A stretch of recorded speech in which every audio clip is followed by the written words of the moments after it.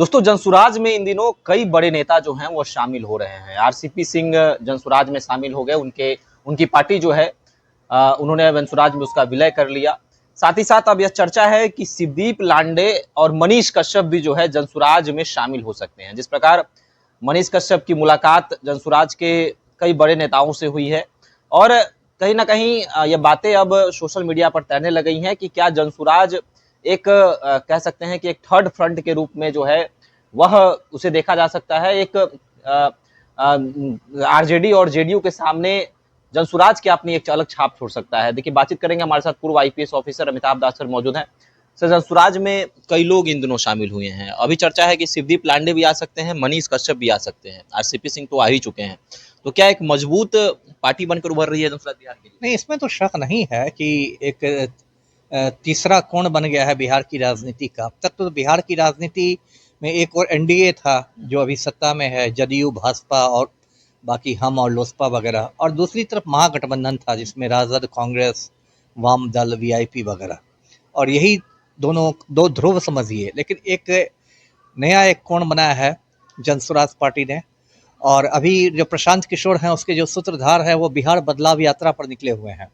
उन्होंने जयप्रकाश नारायण के गांव से, सिताब दियारा से बिहार बदलाव यात्रा की शुरुआत की थी, और उसमें जो देखने को आ रहा है तो बहुत अच्छा उनको रिस्पांस मिल रहा है। उनकी सभाओं में काफ़ी ज़्यादा भीड़ आ रही है, और लग रहा है कि उन्होंने जो मेहनत की है वो मेहनत अब रंग ला रही है, क्योंकि जनसुराज पार्टी का गठन पिछले साल 2 अक्टूबर को हुआ, गांधी जयंती के रोज, और उसके पहले उन्होंने 2 साल तक पदयात्रा की थी बिहार में। मुझे लगता है बिहार के इतिहास से पहली बार वैसी पदयात्रा हुई होगी जिसमें सैकड़ों गाँव वो गए।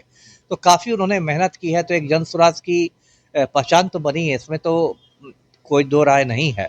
और ये हो सकता है कि जैसा उन्होंने बार बार कहा है कि हम 243 सीटों पर चुनाव लड़ेंगे, तो हो सकता है कि यदि त्रिशंकु विधानसभा बन जाए, किसी महागठबंधन को या एनडीए किसी को अपने बूते बहुमत नहीं मिले, तब तो जनसुराज पार्टी एक, आप कह सकते, किंग मेकर की भूमिका में उभरेगा। और दूसरी बात जो आपने कही कि 2 लोगों के उसमें शामिल होने की चर्चा हो रही है, शिवदीप लांडे की और मनीष कश्यप की। तो शिवदीप लांडे तो पहले आईपीएस थे, 2006 बैच के पूर्णिया के आईसी थे। उन्होंने इस्तीफा दे दिया, इसी साल मंजूर हुआ इस्तीफा। उन्होंने एक अपनी पार्टी बनाई है, हिंद सेना उसका नाम है। छोटी मोटी पार्टी, कोई बहुत बड़ी पार्टी नहीं है, हिंद सेना नाम है। और दूसरे मनीष कश्यप हैं जो अभी भाजपा में है और यूट्यूबर है और सन ऑफ बिहार बन के घूमता है। तो देखिए, शिवदीप लांडे और मनीष कश्यप की तुलना नहीं की जा सकती है, दोनों में बहुत फर्क है। शिवदीप लांडे तो एक अच्छी छवि है, तेज तर्रार ऑफिसर की छवि, आईपीएस रहे हैं, और एक शालीन और सुसंस्कृत व्यक्ति हैं।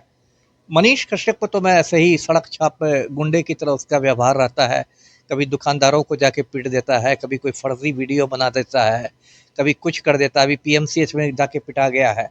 तो शिवदीप लांडे यदि जनसुराज पार्टी में आएंगे तब तो जनसुराज पार्टी को उससे एक तरह की मजबूती मिलेगी, क्योंकि अभी आनंद मिश्रा के छोड़ने की चर्चा हो रही है। तो एक यदि पूर्व आईपीएस छोड़ेंगे तो दूसरे पूर्व आईपीएस आ जाएंगे, तो आनंद मिश्रा की भरपाई भी कहीं ना कहीं हो जाएगी और शिवदीप लांडे की अच्छी छवि का फायदा मिलेगा। लेकिन मनीष कश्यप को यदि जनसुराज लेता है तो अपने पर कुल्हाड़ी मारने वाली बात होगी, क्योंकि मनीष कश्यप की ऐसी अच्छी छवि नहीं है, और उसे जो उसका रवैया है उससे जनसुराज पार्टी को नुकसान ही हो सकता है, फायदा नहीं होगा। जी। अच्छा, प्रशांत किशोर से जब भी चिराग पासवान के बारे में पूछा जाता है तो चिराग पासवान को लेकर प्रशांत किशोर कोई भी ऐसा शब्द नहीं निकालते हैं या फिर कोई भी उन पर कटाक्ष नहीं करते हैं या कोई विरोध नहीं करते हैं। तो क्या आने वाले समय में चिराग पासवान भी एक प्रेशर पॉलिटिक्स खेल रहे हैं और उनका भी जनसुराज के साथ हाथ मिलाना आगे चलकर हो सकता है? चुनाव के पहले तो हाथ मिलाना नहीं लग रहा है, लेकिन देखिए, राजनीति जो है संभावनाओं का खेल होता है। तो राजनीति में लोग सभी संभावनाओं को खोल के रखना चाहते हैं। कहते हैं ना, प्रशांत किशोर ही कहते हैं पलटू राम के बारे में कि पलटू राम जब दरवाज़ा बंद करते हैं किसी पार्टी के लिए तो खिड़की खोल के रखते हैं, जब खिड़की बंद कर देते हैं तो रोशनदान खोल के रखते हैं। तो वही बात है, चुनाव के पहले गठबंधन नहीं हो सकता है, लेकिन हो सकता है चुनाव के बाद गठबंधन हो जाए। तो इसलिए प्रशांत किशोर थोड़ा सॉफ्ट दिख रहे हैं चिराग पासवान पर। आपकी बात सही है कि जितना वो तेजस्वी के प्रति जितनी उनमें कटुता रहती है, या पलटू राम के प्रति जितनी कड़वाहट रहती है, वैसी कटुता और वैसी कड़वाहट चिराग के प्रति नहीं दिखाई देती है। ये बात सही है। जी। सर, पप्पू यादव जनसुराज, एक बार ये भी चर्चा हुई थी कि पप्पू यादव जनसुराज चिराग पासवान अगर तीनों साथ आ जाए तो बिहार में एक कड़ी टक्कर जो है वो जेडीयू और भाजपा को मिलेगी, थर्ड फ्रंट अगर बन जाता है तो। अगर ऐसा होता है तो क्या 2025 के आने वाले चुनाव, अगर 2029 की बात करें, 30 की बात करें, उसमें जेडीयू बीजेपी का जो है साख या फिर ग्राफ जो है नीचे घट सकता है? 29 और 30 में तो अभी बहुत समय है, 4-5 साल में तो दुनिया बदल जाती है बहुत ज़्यादा। अभी हम लोग विधानसभा चुनाव की बात करें, देखिए पप्पू यादव मुझे नहीं लगता है कि वो साथ आएंगे जनसुराज और तीसरे मोर्चे में, क्योंकि पप्पू यादव ठीक है निर्दलीय सांसद हैं, लेकिन आप उनको कांग्रेस का सांसद मान के ही चलिए।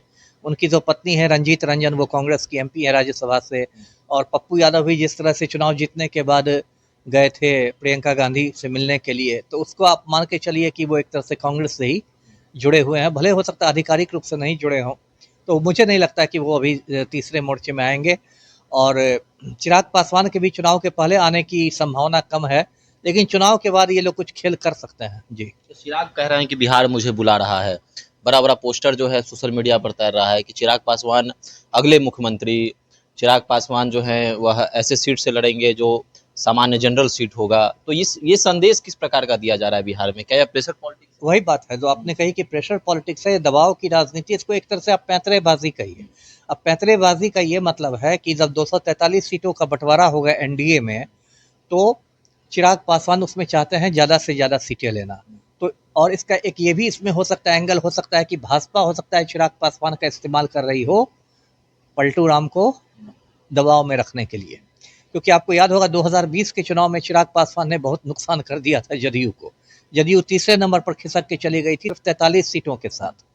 और ये सब जो कहना कि अगले मुख्यमंत्री हैं, ये सब तो खैर दूर की कौड़ी है ना, क्योंकि ये सब तो अब उनके कुछ चमचे हैं, कुछ खुशामदी लोग उनको मक्खन लगाने के लिए लगा देते हैं, लेकिन पटना में होर्डिंग लगाने से कोई बिहार का मुख्यमंत्री नहीं बन जाता है।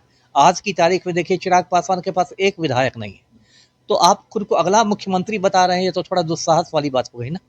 किस तरह से आप मुख्यमंत्री बनेगा, किस समीकरण के तहत बनिएगा? उनकी पार्टी कहती है 5 सांसद तो हमने जिताया है। अच्छा ठीक है, 5 सांसद जिताया है, तो वो लोकसभा चुनाव अलग था, है ना? सांसद से तो मुख्यमंत्री नहीं ना चुने जाते हैं, मुख्यमंत्री तो विधायक से चुने जाते हैं, विधानसभा चुनाव से चुने जाते हैं। और वो जो सांसद जिताया है, यदि सांसदों की बात होगी तो उस पर तो बहुत सारे विवाद हुए थे। जिस तरह खगड़िया में राजेश वर्मा को टिकट मिला था, जिस पर समस्तीपुर से शांभवी चौधरी को मिला था, उस पर पार्टी के ही सीनियर नेताओं ने टिकट बेचने का इल्ज़ाम लगाया था। वो तो एक अलग कहानी शुरू हो जाएगी। इसे चिराग पासवान देखिए मुख्यमंत्री सब नहीं बनने वाले हैं, वो भी जान रहे हैं।